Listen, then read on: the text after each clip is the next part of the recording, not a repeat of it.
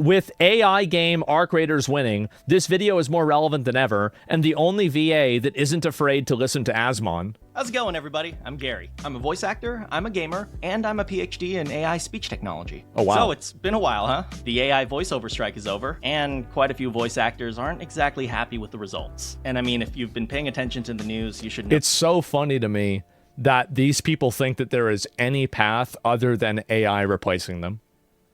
You have to be so profoundly delusional that I can't even imagine it. That AI is coming for us all. Now, I may be an AI engineer, but believe it or not, I do care about voice acting. Yeah. I personally enjoy voice acting, and I don't want to see voice acting become dominated by AI. But if the recent voiceover strike has taught us anything, it's that voice actors really need to change their strategy if they want to win against AI. Turns out, strikes and social movements just make the companies want to replace the workers even faster. Well, and there's another big component too, where a lot of these strikes and everything, like, the American public, I think this is generally true, views entertainment careers as a luxury job. And because of that, any person who complains about their luxury job earns a tremendous amount of basically disgust by the society, right? People don't like that because they don't want to hear about how, oh, it's so hard to be me, I have to talk for a living.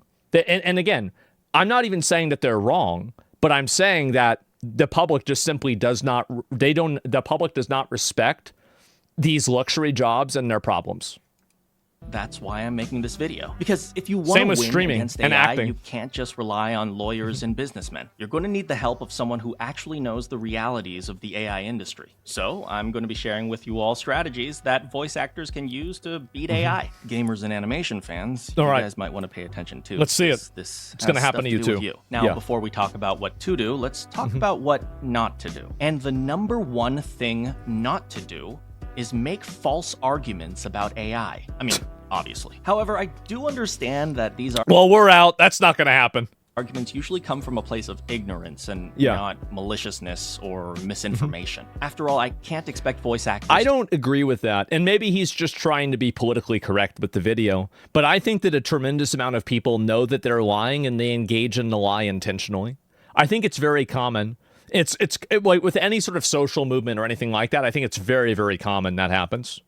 Be experts on AI. So to help y'all with that, we're going to need to start with a science lesson, a crash course on what AI even is, so you know what to argue and, more importantly, what not to argue. So a couple decades ago, a problem-solving algorithm started gaining a lot of popularity among computer scientists. This algorithm goes by a bunch of different names, and there are a whole bunch of different implementations. But for the sake of this video, we're just going to call them neural networks. Now, these neural networks are really powerful algorithms, but it's also a mistake to call them new technology because we've known about these algorithms for quite a while now. The reason why we never used them was because up until this point, our computers were just never good enough. Not strong it's enough, only due to recent advancements in computation, especially things like GPUs, that That's why you got those data centers and then buying up all the RAM and shit to even use these algorithms in the first place. It's not a mistake that NVIDIA's stock shot up in the past several years. Now, these neural networks come with a very interesting mathematical proof, kind of like the rules that these networks follow, and it's probably the scariest use of mathematics you will ever see. It's called the Universal Approximation Theorem,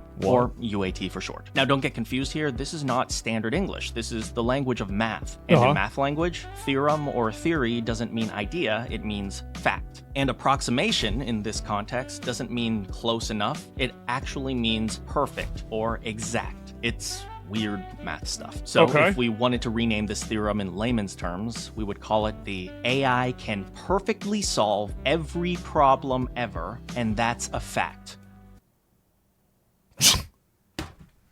Great! Awesome! Amazing! Yes! Fact. And that is exactly what the UAT mathematically proves. It's a fact. And this is what everyone who wants to talk about AI needs to understand. Because artists and actors love to claim that art has human soul and that can't be replicated by AI. Sounds like bullshit to me. According to the UAT, if I ask, hey, AI, make a voice acting robot that is better and has more human soul than Matt Mercer, Yuri Lowenthal, and Crispin Freeman combined, it can do it. And it can do it. Of course it'll do it. Yeah, I mean, anybody who's saying that is just thinking about it from an emotional perspective. They're not thinking about it functionally. They're not looking at it logically.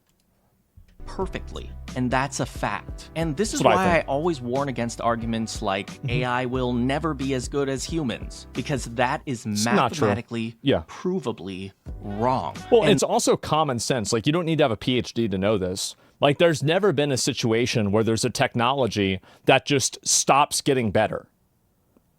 Like, really, like, cameras have gotten better for 200 years. Video cameras have gotten better for a little bit less than that. Computers have gotten better forever. Every single type of technology has a propensity to improve. Absolutely. This is the existential problem that is surrounding the field of AI. Because the implication of the UAT is that AI is better at being a human than you are. And that is not debatable. So the first thing you need to do is wrap your head around that, and then come to the conclusion that, well, that's it. It's over for us human meatbags, right? Well, I mean, not exactly. Of course. Because this hopefully led you to another question, which is, if AI can solve everything, why hasn't it done it yet? And that question is the real question that encompasses the AI industry. You see, the universal approximation theorem is a very special type of theorem in mathematics. It's called an existence theorem. And existence theorems have a critical weakness. What existence theorems do is it takes a problem and tells you that there exists a solution, hence existence theorem. But what an existence theorem doesn't do is tell us how to get that solution. So I'm assuming the massive infinite scaling levels of solution problem solving mechanisms and like computing power are just, it's basically like, I wonder if this is like a metaphor for like that old thing where people would say that given enough time, a monkey would write Shakespeare. I'm assuming that's probably in the same spectrum.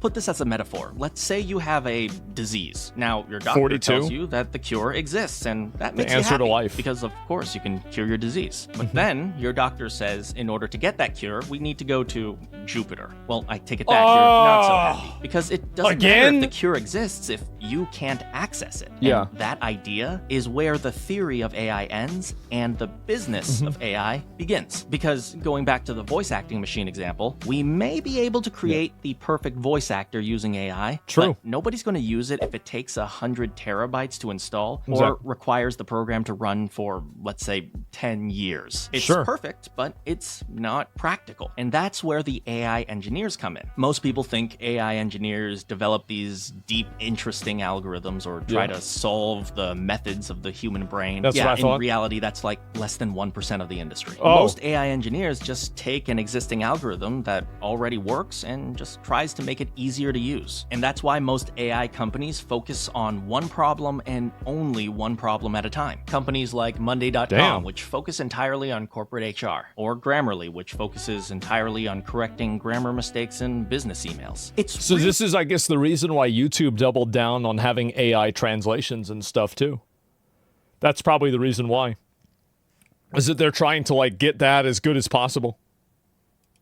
Only the massive tech conglomerates like Google that can monopolize certain solutions to certain problems. So they don't need to worry about new problems. They can just buy the startups later. Also, these massive companies are the only ones who really have the capital to develop AI just for the sake of research. Things like the Google VO. And yes, while the VO is cool and kind of is the face of AI at the moment, these kinds of technology are mostly developed for marketing purposes. It looks technologically advanced, but that's one of the things that a lot of people don't know is that AI has a lot of like medical application.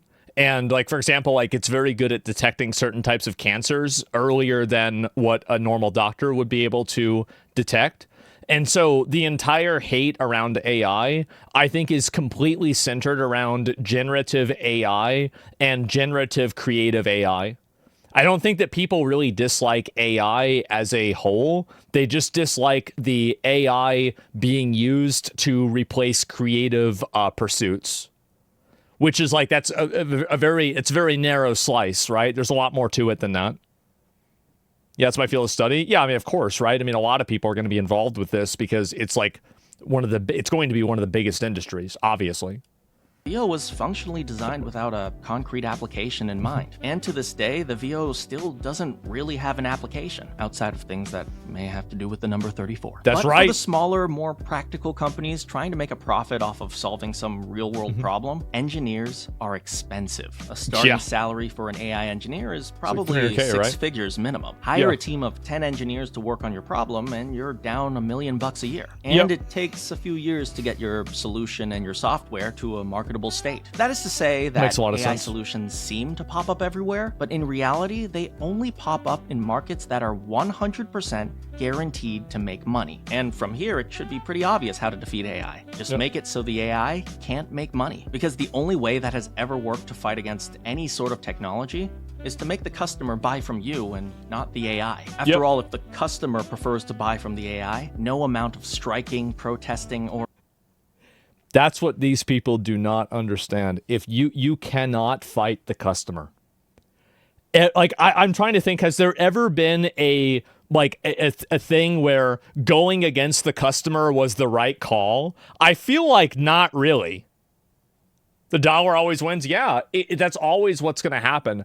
And if people watch anime and to them, it doesn't matter, like, if the AI is able to elicit the same emotion, then really, I feel like then it's probably going to be as good. Now, it will take time for people to reach that point, but here's the main reason why I know that they will.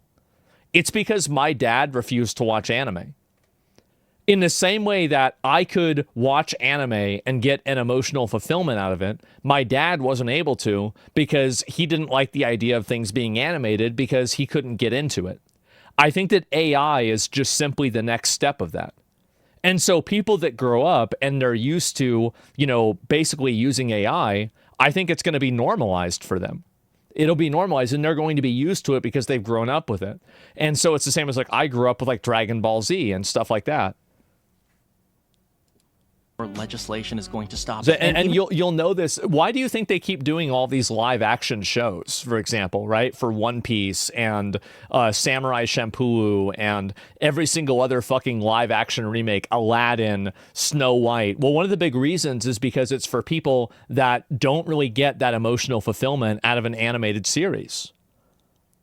That's really it. Yeah, new audience. And my dad was that audience. He actually watched the Samurai Champloo video, like the series. He loved it. He thought it was great, even though all of the fans hated it. He also loved the One Piece one too. He thought it was amazing. So the fact is that it does work. But the thing is that in the same way that he didn't get an emotional connection out of like anime, let's say, I think that younger people will also get that connection out of AI.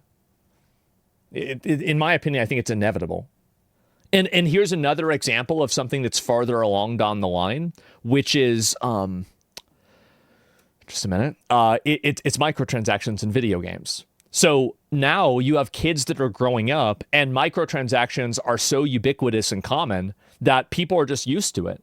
There's not really it's not like, oh my God, microtransactions, this is so bad. No, everybody's like, yeah, of course it has microtransactions. That's the way it is. But go back 12 years ago or 10, 15 years ago, and there'd be a lot of people angry.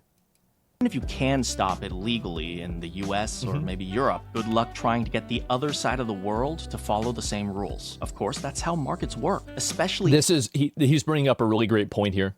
And I'm so glad I'm watching this video, right? As he's a pragmatic, intelligent person. The truth is that even if we hyper-regulate AI, all we're doing at that point is guaranteeing that we will lose to other markets like China, Russia, or places in Europe. That's it.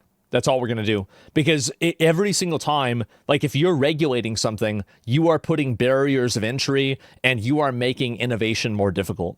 And with something that is that big like AI, you can't afford to do that. You're shooting yourself in the foot. Yeah, you are. AI markets that have the potential to generate billions of dollars. And in the arts, where the product is based almost entirely on opinion, it's more important than anything. Against Europe, to be honest. I don't think that the extent of AI is really known to the public.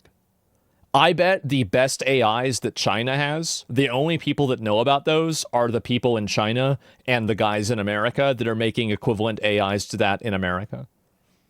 And I think, again, probably the best example of this was the fact that, like, Israel could find people's apartment buildings and where they were at and triangulate their location instantaneously in real time and blow them up. I think that really kind of revealed the level. Was like, Israel's a small country, right? So, like, imagine that times like 100.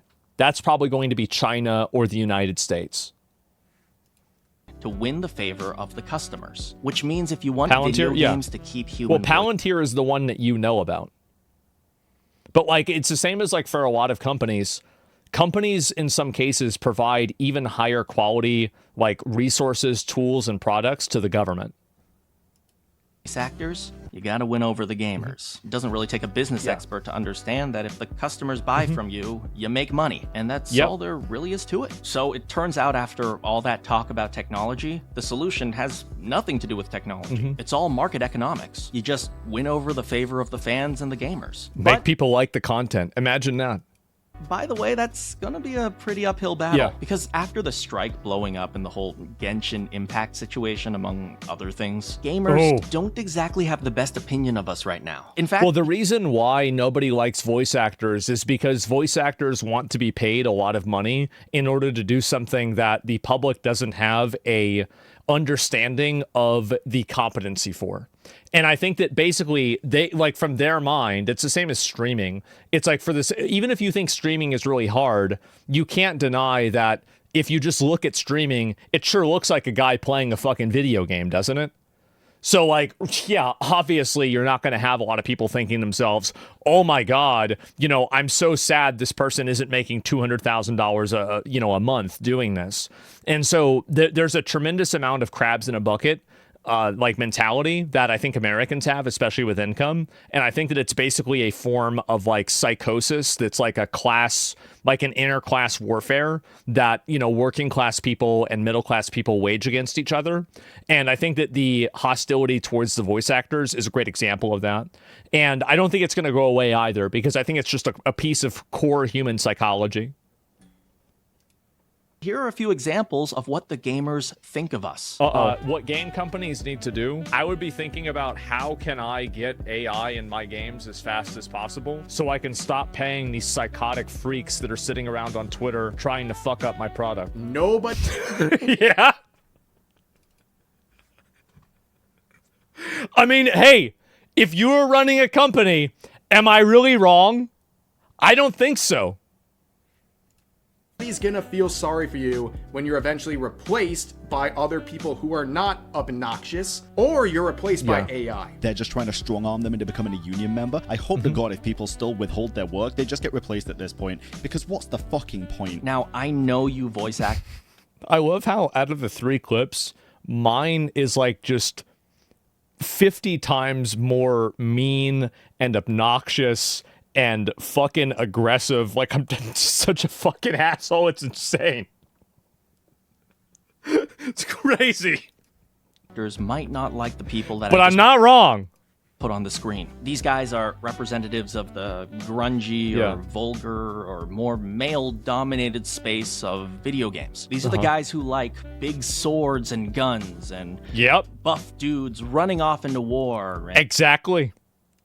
And sexy girls in bikinis and short skirts. And if you don't like them or don't want to think of them as your main audience, I can't force you to try to relate to them. I get it. It's difficult. You can't relate to, yeah, but if you can't relate to guys that want that stuff, you better be making Animal Crossing, okay? Because if you try to make a game like Doom or a game like, I don't know, Space Marine 2, and those guys aren't your audience, you're not going to sell a lot of copies.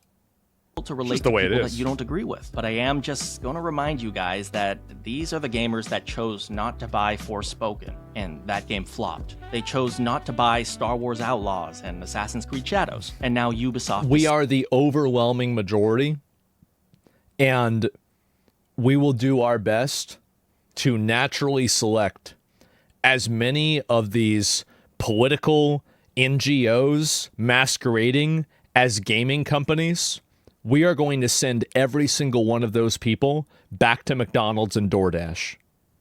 Absolutely. The studios are closing. The journalist websites are being shut down. Welcome home. It's already started. It's already we've done this to so many studios, so many people, so many organizations. We've done this, and we will just continue doing it until it is so oppressive, so aggressive that they don't even try. And everybody will say when we're done, thank you. Selling a fourth of their company to Tencent. They chose not to buy Concord, right. and they shut that game down in under a month. Maybe they're a bigger percentage of the audience than you originally thought. That's right. And maybe it's time that we tried to understand what they like and why they like it instead of immediately branding them as evil. Because as I don't have a problem with them branding a person like me as evil. I'd rather them do that than try to manipulate me, if you want me to be honest.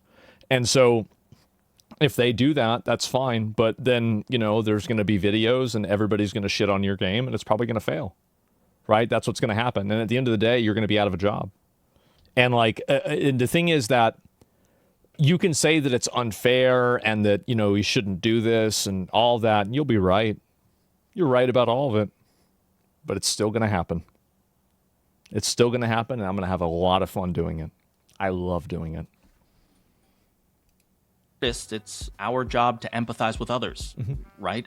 Now, I'll take a moment to just talk about legislation. I said earlier in passing that legislation doesn't really help, but that's because we usually view legislation from a privacy and limit point of view. Let the AI use our data and we'll stop it from improving. Sure. That kind of approach. For example, here's the argument that voice actor Sam Witwer made during the voiceover strike. Okay. Let's say we actors were on the assembly line assembling automobiles. And then suddenly the employer goes, we're going to replace you with robots. But it's a little different for us because as we walk out the door, they're going, oh, by the way, before you leave, we need to remove your arms and legs. And we go, whoa, that's a good idea.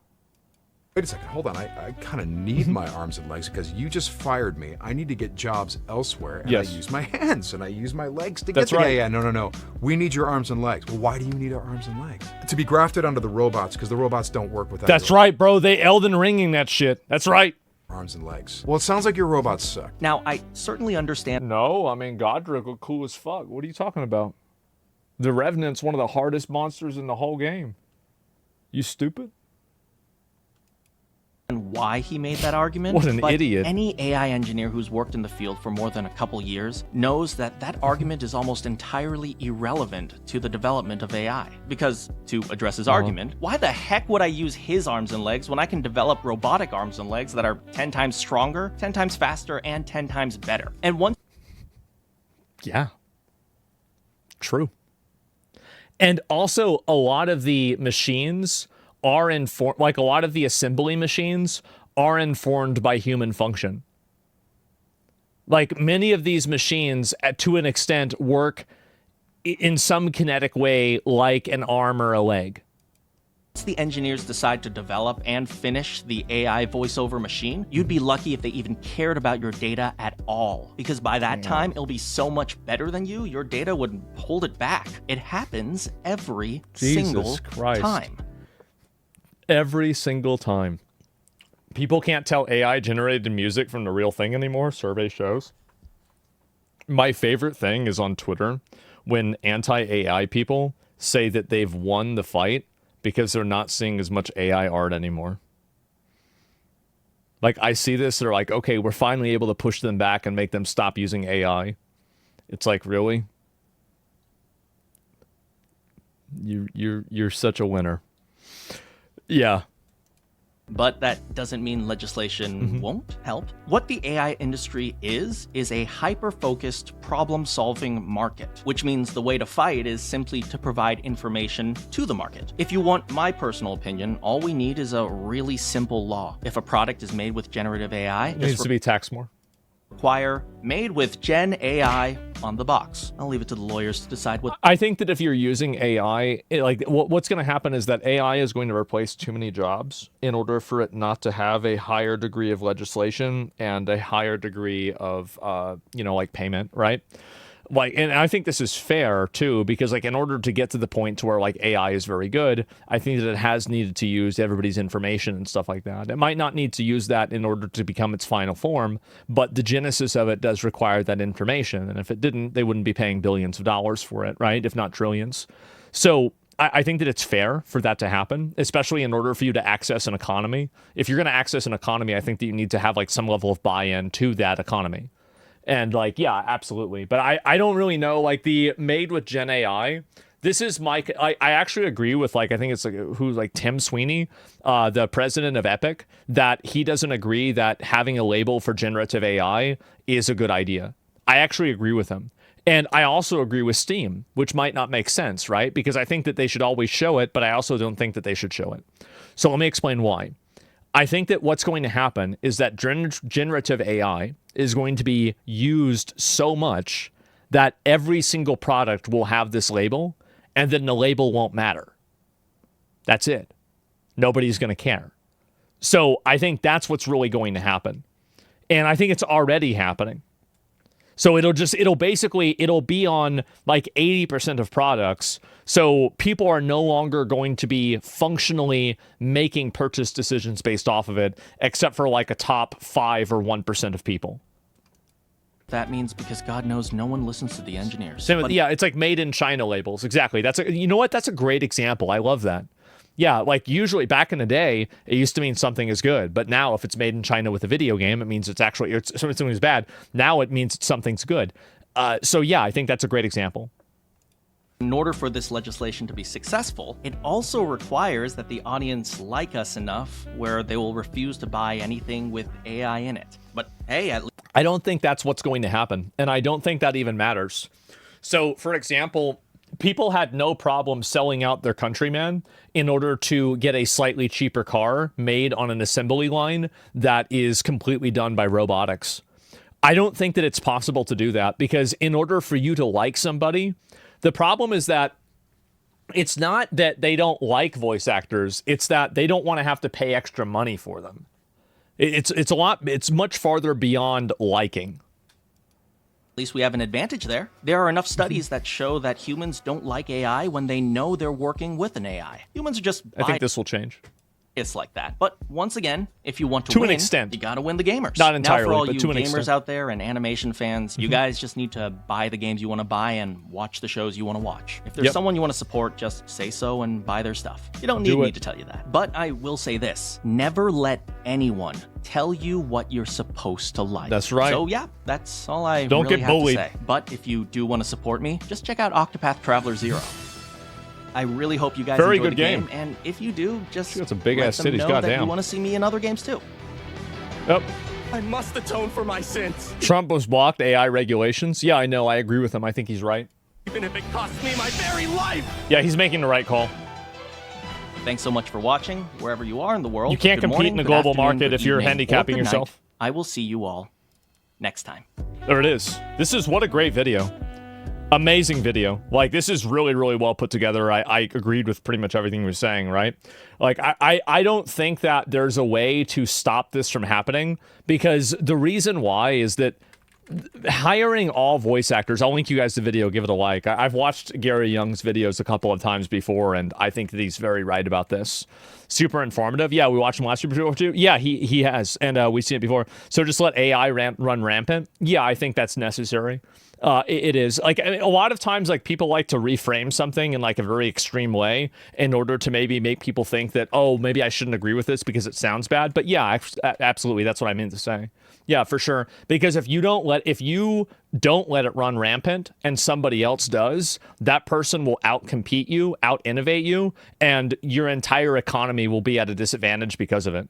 So whatever your moral objection is to it and whatever your ethical concern is to it, that pales in comparison to the reality of you having an inferior product on the global marketplace and then losing economic traction because of that. Whatever you think, oh, but they're doing this and it's not fair because they're generating these photos that are bad. Nobody gives a shit. It doesn't matter. There's a much bigger picture in mind, and that's the real goal, not this weird virtue signal bullshit. Like, yeah, morals are a poor man's quality. I like that. That's really good. And, yeah. Are creators using AI and people don't care? Yeah, exactly. Just like nuclear bombs. Yeah, exactly. Yeah, you want to be the guy that has the nuclear bombs, man. You do. And whether you think it shouldn't be like that or anything, nobody gives a fuck. That's the way it is. AI arms race is happening regardless. Yeah.